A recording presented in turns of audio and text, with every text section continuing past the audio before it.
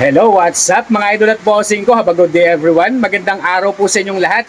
Isang maulang araw po sa inyong lahat dyan. Ito, nandito po tayo ngayon sa Digman, Bacoor, Cavite. Meron po tayong buyer na bibili ng 2018 Toyota Corolla Altis. Inassist ko po sila. Ayun, nag-withdraw lang po. Tapos habang nag-withdraw po sila, iba-browse ko na rin po yung mga unit na andito po sa atin ngayon. Ito po, maganda po yung parking nila, yung garahe nila dito. Kasagsagan po ng ulan, wala pong baha dito. So maayos po yung garahe po dito, yung showroom po dito sa Digman, Bacoor.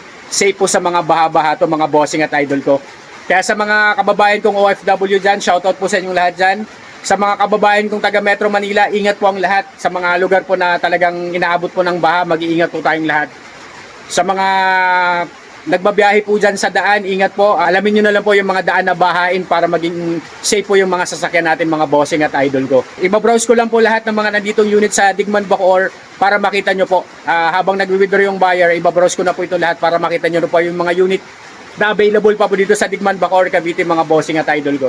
First unit natin, meron tayo ditong 2015 Toyota Camry 2.5V. Automatic transmission, gas yung engine, odometer nito 65,000 km pong tinakbo.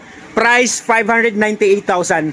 Sa mga naghahanap po dyan ng pang-executive car, eto mga boss, ang bagay po sa inyo, 2015 model to pero well maintained po to ng first owner mga boss. Naka-dual VVTi na to, naka-push start button, maayos po mga ilaw, maayos po ang pintura, bagong ceramic coat. Kaya sa mga naghanap ng pang-executive car, mga gulong neto, maayos po pong mga gulong neto, nasa 85% trade life. Yung mags, paikot, wala pong mga gutter marks yan. So isa-isahin ko lang po, iba-browse ko lang ng mabilis kasi maulan po dito sa parking para mayroon lang po kayo idea. And then pwede kayong mag-request kung ano pong magustuhan nyo, pwede nating i-vlog. Pwede ko pong i-vlog ng actual yan. Lahat naman po ng unit na nandito, in-scan ko na po lahat yan. Kaya sa mga naghanap ng pang-executive car, lahat po yan, all power, working po lahat yan, wala pong hindi gumagana. At lahat po ng unit dito, wala pong issue mga boss. 100%, kagaya ng sinabi ko kanina, not flooded unit, 100% no accident history. Meron din tayo ditong Toyota Corolla Altis. Na-vlog ko na po ito nung nakaraan pero nandito pa rin po siya. Isasama ko na rin po itong 2013 natin na Toyota Corolla Altis 2.0V. Automatic transmission, gas yung engine, odometer nito 79,000 km ang tinakbo. Price 388,000, free transfer of ownership. Lahat po ng unit natin dito available po sa cash, trade-in and financing mga bossing. Comment down below lang kayo sa video or mamaya po sa screen isasama ko po yung mga computation sa financing. At kung mayroon naman po kayong mga existing unit dyan, pwede nyo pong dalhin dito sa shop para po i-appraise nila para pwede po natin i-trade in. Lahat po dito all goods, literal po na gas and go na lang po tayo. Yan po yung kagandahan sa mga unit natin. Ito yung 2018 na Toyota Corolla Altis. 1.6G automatic transmission, gas yung engine, odometer nito 53,000 km ang tinakbo. Price 598,000 po ang presyo na to pero nagtapos po tayo sa 580 kasama po yung transfer of ownership mga boss. Ayan, wala na rin po silang gagawin. Talagang sabi nga nila kahit maulan o bumaba sa daan, sulit na sulit daw takbuhin, wala silang may pintas. Attitude black ang kulay nito, bagong ceramic coat. Inaayos na po yung papel. Pinestencil ko na po ito kahit maulan, pinestencil ko na po ito. Ako na po magpa-process ng transfer nito. Next natin mga boss, sa mga naghanap naman dyan ng crossover type, subcompact crossover type, mayroon din tayo ditong 2016 na Honda HR-V 1.8E. Automatic transmission, gas yung engine, odometer po nito 82,000 km po ang tinakbo. Price 528,000 po, kasama na rin po ang transfer of ownership. Paikot, bagong ceramic coat, makikinis po ito, wala pong problema may mga pintura dito sa lahat po ng unit. Bagong ceramic coat po lahat yan. Naka LED na po ang headlamps niyan. Mayroon na rin siyang fog lamps. Makakapal ang mga gulong. Wala rin po tayong problema dito sa mga naghahanap dyan ng HRV.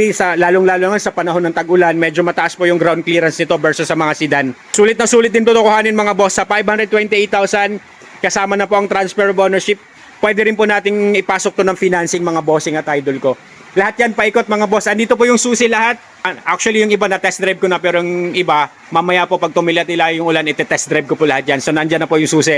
Ang maganda lang po dito sa may-ari sa autokoto.ph sa Digman, Bacoor, Cavite. Hinahayaan niya ako. Ako lang mag-isa dito sa garahe. Iniwanan niya yung susi. Lahat po gagawin ko na yan. Scan, test drive, check ko ng maayos yung unit po. Kaya dito naman po wala namang problema yung mga unit natin. Quality po masasabi kong garantisado po, hindi ako mapapaya sa inyo. Kung may mga mapipili ko yung unit dito, wala pong problema. Lahat ito literal na gas and go mga boss. Mga pintura, goods na goods. Sa mga naghanap po dyan ng mga 7-seater MPV, meron din po tayo ditong 2017 na Honda Mobilio RS. 1.5 RS, automatic transmission, gas yung engine, odometer nito 63,000 kilometer pong tinakbo. Price nito 550,000 mga boss. Ayan, hindi lang po ako makalapit zone kasi maulan, pero nakita nyo naman po paikot yan. Makinis din po yung unit, bagong ceramic coat din po yan. Makakapal po ang mga gulong, nakatuton 15 inches po na alloy wheels. Wala naman pong gutter marks yan. Ilaw po sa harap, wala pong paninilaw yan mga bossing. Sa mga galing pong sedan, gusto mag-upgrade ng 7-seater MPV sa mga pang family service, pwede nyo pong kuhanin to mga boss, 550,000. Next natin, meron din tayong 2016 na Honda Mobilio 1.5 RS, automatic transmission, gas yung engine odometer po nito. 65,000 km po ang odometer nito. Price po nito 498,000, free transfer of ownership mga boss. Ayan, pwede nyo ito pong kuhanin. Pilian nyo lang po, meron tayong kulay black na Honda Mobilio RS 2017. And then meron tayong 2016 Honda Mobilio na kulay silver po. Next natin, meron din tayo dito mga boss, sa mga naghahanap po dyan ng Mazda 2. Meron din tayo ditong 2019 na Mazda 2 1.5 Sky Active. Automatic transmission, gas yung engine odometer nito.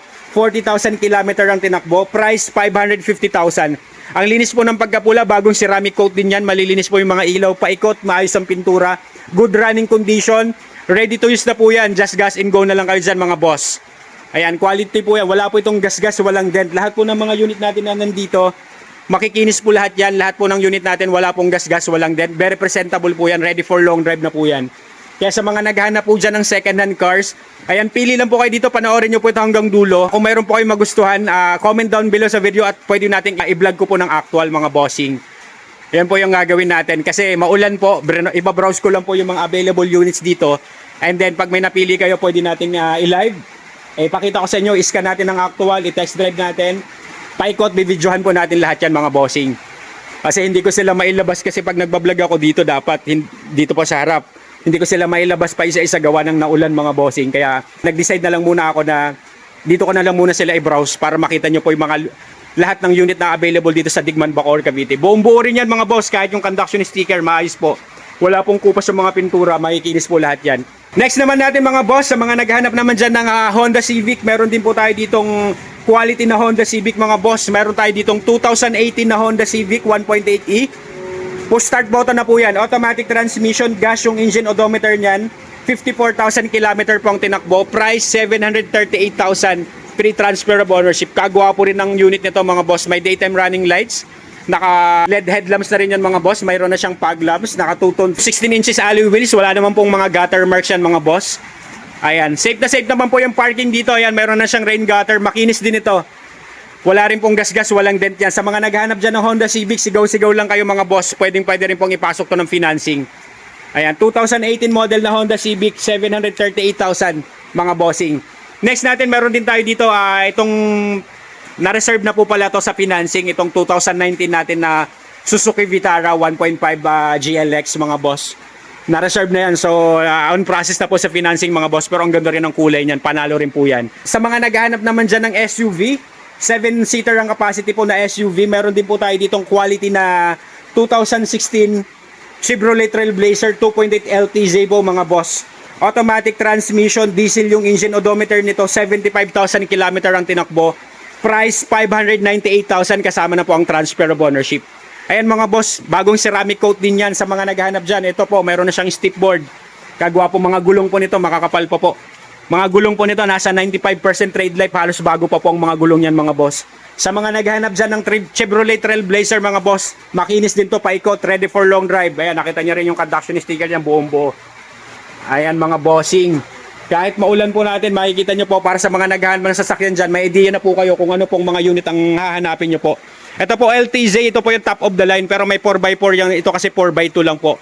Kaya kung naghahanap ka ng 4x2 na 2016 Chevrolet Trailblazer 2.8 LTC 4x2 automatic transmission, diesel yung engine odometer po niyan. 75,000 km ang tinakbo, price 598,000. Makinis din po yan paikot mga boss. Wala ring gas-gas, walang dent, makakapal ang mga gulong. Wala ka na rin gagawin. Ready for long drive na rin po yan mga boss.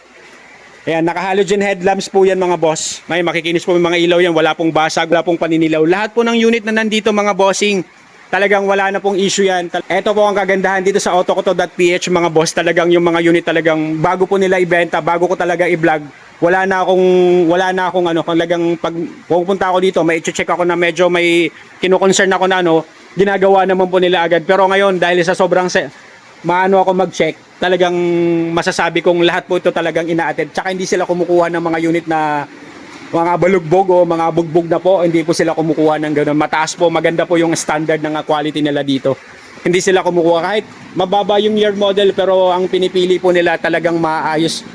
Lalong-lalo na po yung mga may bangga, nabaha, makina, papel. Yun po yung lagi nilang inaano dito sa Digman Bacoor. Though lahat naman po ng pinagbablagan ko, gano'n naman po yung standard ko. Pero ito kasi talaga masasabi ko, kilala ko na po yung may-ari dito kung paano talaga kumuha ng unit, paano mag-alaga. Kaya lahat po yan, pinapasiramic coat niya bago niya ibigay sa may-ari. Gusto niya, pag nabili yung unit niya, talagang presentable mga bossing at idol ko. Ayan mga boss, sa mga naka-line up dito, pilihan nyo lang po. Pag may kursunada kayo, comment down below sa video po at i-assist ko po kayo. Pwede nyo rin pong bisitahin ang aking Facebook account, Renato De La Torre Jr. Marami rin po tayong unit na nakapost doon. Halos po lahat yan, nakapost po yan sa page ko, sa Facebook account ko, para makapili po kayo ng mabilis. Makita nyo po yung mga photos niyan. Tapos kung magre-request kayo ng video, wala pong problema. Ibablog po natin ng paisa-isa ng actual. Kaya mag-comment down below lang kayo sa video mga boss. Ingat po ang lahat. God bless po everyone. Lalo-lalo po sa mga taga Metro Manila. Medyo may parating na naman pong bagyo. Ingat po ang lahat sa kalsada, sa mga daan, sa mga bahay natin. Ingatan po natin yung mga sasakyan natin. Lalong-lalo na kasi mahirap po mag-maintain yung pag nababaha. Kaya hanggat maaari po, pag alam nating mabababa yung lugar nyo, ilikas agad natin yung sasakyan natin sa mataas na lugar. Pero syempre, unahin po rin po natin yung safety natin. Syempre, yun po yung pinaka-importante sa lahat. Kasi yung sasakyan, napapalitan yan. Nagagawa po yan pag nasisira. Tayo po, syempre, alagaan po natin yung mga sarili natin, mga boss. Ingat po ang lahat. Hanggang sa next upload po, mga boss. Hanggang sa next video po. Mag-comment lang po kayo dyan sa video sa mga may interesado sa mga unit na nandito. I-assist ko po kayo, mga bossing. God bless everyone po. Muhammad Chup Chup.